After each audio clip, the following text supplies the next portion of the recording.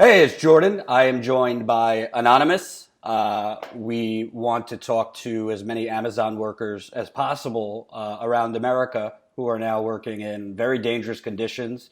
From what I'm hearing, they are also not being informed by managers promptly when there are confirmed cases of coronavirus. So right now I'm speaking with one Amazon worker. We're going to protect this worker's identity so that they don't have any retribution from Amazon and can keep their job. So you work where do you work for Amazon? It's in a Pennsylvania warehouse. Pennsylvania warehouse. Yep. So you had reached out to me because the amount of cases that you guys have been told at the Pennsylvania warehouse you work at, it's in fact more than what you've been told. Yeah, absolutely. They finally, at last Friday, just a few days ago, they finally admitted there were two cases. Even though supposedly they'd already been discovered before, because I actually have a friend that works in the hospital in the area. And so they suppressed that for a couple of days. And then remember that guy that walked down Staten Island? When he was on Chris Hayes' show, Hmm.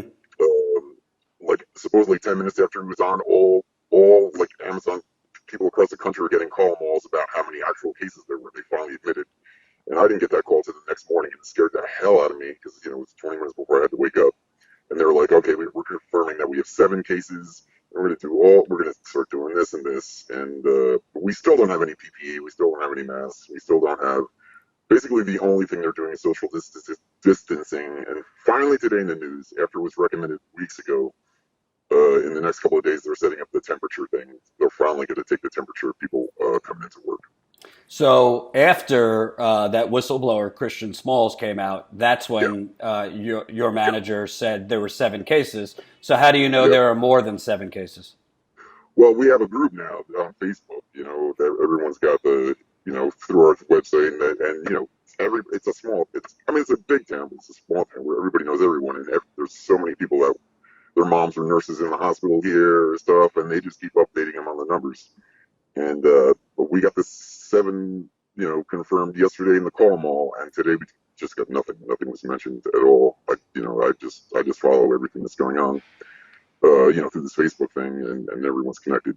And even if there's only seven, it's still crazy. And you walk in here, I think about half the workers are showing up because there's unlimited unpaid time off, but you don't, unless you're actually diagnosed and quarantined with a doctor's note, then you get 2 weeks pay, and that's it. So to be clear, they told you it's seven, but you think it's Yeah. more. We're almost positive it's more, and the only other information they gave us was that the last person was there on March 31st, and we contacted all the people they were in contact with. Like, how did they do that? There's cameras everywhere, but it's a big warehouse, and there's only so many managers and so many people watching the camera. I don't know how they could have picked out. Hmm. They're like, told everybody they were in contact with that day, and that's insane. I don't believe that for a second. And also, it seems to me they seem to be saying when we know somebody has a confirmed case, we're sending them home and then sending people home that were in contact with them. But as we already know, there's a lot of people start out with no symptoms who have already contracted it. Oh, absolutely, yeah. Once you finally have the symptoms and you're confirmed, you could attempt, it's insane because, like, they're saying that, like, the real problem is it lives on boxes and on these metal surfaces, and that's all. Yeah, that's all we work with all day long. Right. So, if you're lucky enough to have, like, I'm not gonna would have had a great immune system. I'm not as worried as like a lot of people should be here, but it's scary, man. And people are coming crying. Like, my coworker, her her son just and his girlfriend are having a baby, and she moved into their house, and she's like, with this going on, she was like, son, I don't want my daughter living, your girlfriend living with us anymore because I could get infected. And she just came in wailing, and she would have stopped crying all day. It's a pretty intense, weird, just situation. And also, if they're not providing you with masks or gloves, you're handling these packages, which are then going out to consumers. So Absolutely. if you have the coronavirus and you're handling these packages, Yep. what we know about this virus is changing every day. So you could be transmitting that on the packages, and then if Absolutely. somebody's opening it it's going into their apartments or homes. You could be sending it through the mail to your consumers. Absolutely. It's a horrible. It's terrible. I mean, first of all, I don't have the answer. I mean, I know this. An online service is needed. People in New York can't be going out. I mean, it's just a mind numbing thing. I mean, it's just the thing that bothers me is Jeff Bezos is the richest goddamn motherfucker on the planet, and it's like let's just cut back a little bit on our profits. He made 5.5 billion one day, just off of this thing, and that he can, supply just some of the basic things to keep us healthy and to keep our customers healthy. Because, losing your customers by dying is it's not great for your profit margin either, So it's just kind of a strange. Well, what also seems odd to me is, New England Patriots owner Robert Kraft, who's a multi-billionaire, is chartering the team's plane from China to Massachusetts and delivering, I don't have the number, but a whole lot of masks and protective gear to hospital workers. Jeff Bezos has a lot more money than Robert Kraft, who is a billionaire. So why is it that all Amazon warehouses do not have full masks, gloves, Purell, you name it? That doesn't ensure 100% that the workers wouldn't contract it, but he certainly could provide it. But it seems like your warehouse and others don't have that. No, it's beyond me. Listen, it's still the bottom line for these people until bodies lined up in the streets or pitchforks. I mean, it's just it's just the bill, the last bill that passed in Congress. It's insane. With the 10 million people in unemployment in 2 weeks, and then the people that are employed are risking their lives, or risking their family lives, or risking their parents' lives. I mean, everyone knows somebody with an elder or somebody with a bad immune system. We all do. It's crazy that we're not, that they don't see what's coming. And can I ask you what you said? You're in a private Facebook group with other coworkers. Yeah. Whoever your manager said there were 7 confirmed cases. Why is it you guys think it's more than that? Do you think they're lying, or do you think they just don't know how many there are? We're definitely lying. I'm sure they're lying all in every warehouse across the country. It is because, like I said, there's I think 2,000 people that work here, and out of those 2,000 people, a lot of people have family members that work in the hospitals that are getting these patients. So just in this town alone, the town actually has a hospital and the Amazon are in the same town. So the one girl I work with, her mom is a nurse at the hospital, and that's where we're getting the numbers from. Secondhand. I mean, obviously I can't confirm those either, but yeah, everyone's got everybody's back here. I mean, that's the one thing I like. I mean, the workers are good. I mean, I just wish we'd have a couple of days of strikes across the country. I think it would take 1 or 2 days, and so much would change. And do you get a sense that across the country? Do you get a sense that there are coworkers there that might be starting to feel the symptoms, but aren't speaking up because they don't want to get sent home because they need to get paid? I'm sure there are those. I mean, anybody that's desperate. I know a lot of people are just staying away. Half the workers aren't here. It's weird coming in because it's usually a full parking lot, and it's kind of like a ghost town since a week or 2 ago. So it's just all weird. That's the only way I can describe it. It's creepy. It's weird. It's frustrating, and it's just how big this company is and how much money it makes. It's a little insulting. And I asked Christian this, so I'll ask you. In the unfortunate event that some of these Amazon workers testing positive die, should Jeff Bezos be held accountable for that? Absolutely. Absolutely. I mean, it's that everyone saw this coming.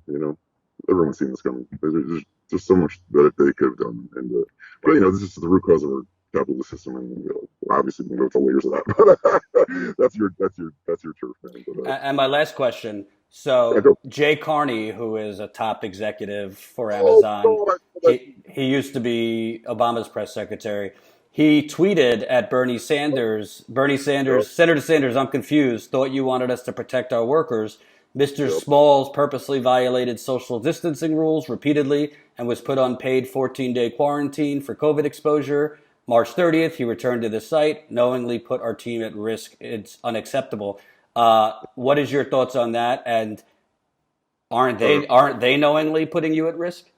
everyone's knowingly, everyone in the building is knowingly putting everyone at risk. And there are, I see managers that are come up to employees that aren't 6 feet away. I mean, you could fire every single person in this warehouse for violating that at one point or the other in the last 2 weeks. It's just, it's not normal to like start talking to somebody 6 feet away. You got to get used to it. It's a thing. It's a process. And Jay Carney, holy, oh, my blood was boiling at that one. But the point is, he's making it seem like they actually have procedures to keep workers safe, but you're talking about basically anarchy.